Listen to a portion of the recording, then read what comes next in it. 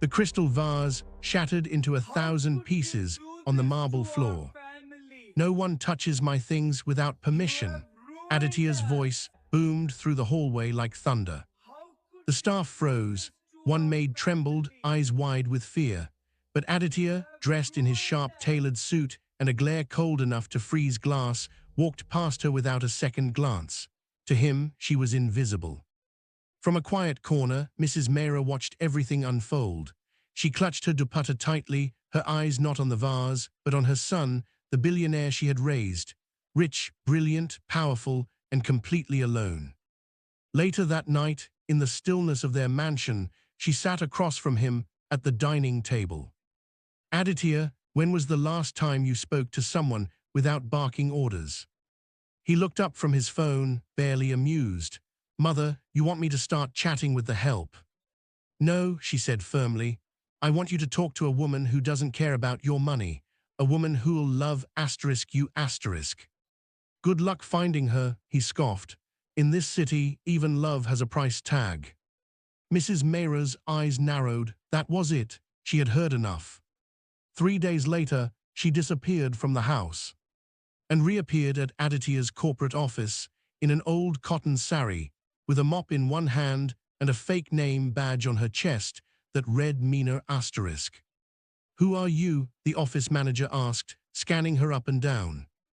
"New cleaner, the agency sent me," she smiled. Within an hour, she had a mop bucket, a corner closet, and a plan. She cleaned quietly, listened carefully, and observed everything. Aditya didn't recognize her. Why would he? He barely made eye contact with staff, and she had dyed her hair gray, wore thick glasses, and changed her voice pitch. Every woman in his office, it seemed, was trying to catch his eye. Lavish makeup, revealing clothes, sugary voices, yet none of them spared a glance at the old maid cleaning behind them. None except one. Priya, a soft-spoken intern who always arrived on time, left late, and smiled at everyone asterisk, including the new cleaner. She even once helped Meena carry a heavy mop bucket when no one else did. "You have kind eyes," Mrs. Mehra said quietly one day as Priya handed her a bottle of water. Priya blushed. "You remind me of my grandmother. She used to say kindness costs nothing." That night, Mrs. Mehra smiled for the first time in weeks. She had found her. The next day, fate, or rather Mrs. Mehra, gave Priya a little push. A fake spill on the executive floor, a warning to Aditya's assistant, a conveniently missing intern on the project team.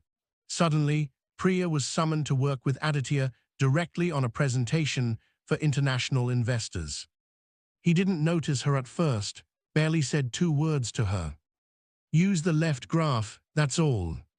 But Priya didn't back down. "The left graph is outdated, sir. I pulled new metrics this morning." He raised his brow. "Do you disagree with me?" "Yes, respectfully." He stared for a second too long. She didn't flinch. For the first time in a long time, Aditya noticed someone. Over the next few days, they clashed again and again. "You're stubborn," he muttered one evening. "You're bossy," she replied without blinking. And for some strange reason, he smiled. Meena watched it all unfold from behind the glass doors, polishing a surface that didn't need polishing. She saw how Aditya began walking slower when Priya was around, how he stopped snapping at his assistant, how he paused just a second longer when Priya laughed. One evening, Mrs. Mehra staged her next test. She fainted.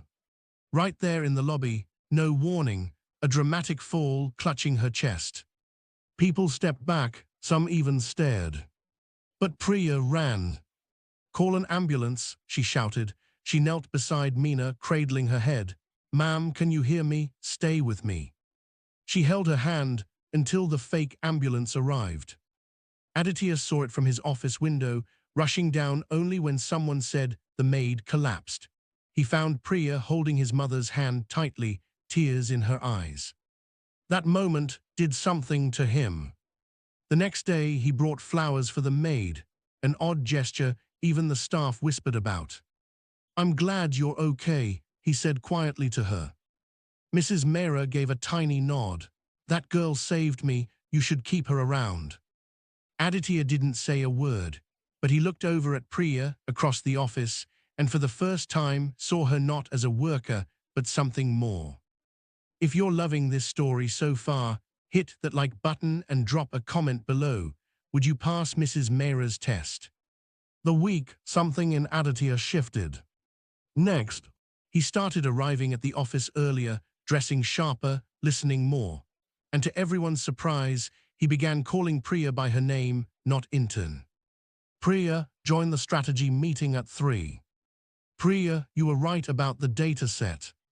Little things, but Meena noticed every one of them. So did Priya, though she tried not to show it. Still, her eyes sparkled a little brighter when Aditya entered the room. One evening, Aditya lingered by her desk. You always stay late. Priya glanced up, only when the boss gives last-minute changes. He smirked, Taché. Silence stretched between them before he cleared his throat. Have dinner with me. Priya blinked. Sorry, what? Dinner tonight with me, as in. I know what dinner is, she interrupted, standing slowly. Are you asking because you're curious or because you're serious? Aditya hesitated, then surprised even himself. I don't know yet, but I'd like to find out. Meena heard it from the hallway, pretending to water a plant. Her heart thumped with a strange mix of pride and fear. Things were moving faster than she expected. That night, Priya showed up in a simple blue kurta and a nervous smile. Aditya opened the restaurant door for her, something he had never done for anyone. Over candlelight and quiet jazz, he asked her questions no one ever bothered to. Where did you grow up?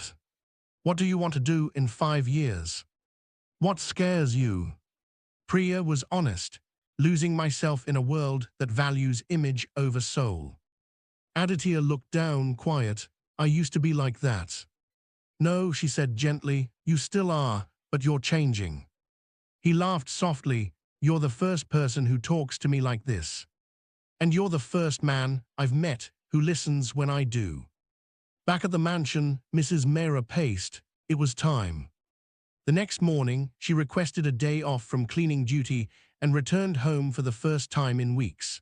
The staff gasped when they saw her dressed again as herself, draped in a silk sari, her posture regal, her tone firm. She summoned Aditya. When he entered the room and saw her seated, looking calm and composed, he paused. Mother, when did you get back? Mrs. Mehra raised an eyebrow. You didn't recognize me, did you? He frowned. What are you talking about? She slowly placed a name tag on the table in front of him. Meena, housekeeping asterisk. The silence was deafening. You were the maid, Aditya whispered. Yes, she replied calmly. I had to see with my own eyes what kind of woman could handle your world, not just the glitz, but the real, messy human part of it. You spied on me. I protected you, I watched people reveal their true selves, and only one person passed every test. Aditya's breath caught. Priya. Mrs. Mehra smiled. She helped me when I collapsed, treated me with respect even when I was scrubbing floors. She's humble, smart, and doesn't care about your money. Aditya sat down slowly, face pale. You manipulated the whole thing. I gave you an opportunity to see real love, she said, something your wealth can't buy. He ran a hand through his hair, silent. Does she know who you are? Yes, I told her last night. His eyes shot up, and she still agreed to see me. She didn't come for you. She came because she trusted *me. That hit him hard. Later that day, Aditya called Priya into his office. I owe you an explanation, he said, voice lower than usual. I already know, she replied softly, and I understand. You should be angry. I was for a second, but then I realized I didn't fall for the billionaire. I fell for the man who brought flowers to a sick maid, who stayed late fixing charts, and who finally started seeing people for who they are. He stepped forward, and what now? She hesitated. That depends. Are you going back to who you were?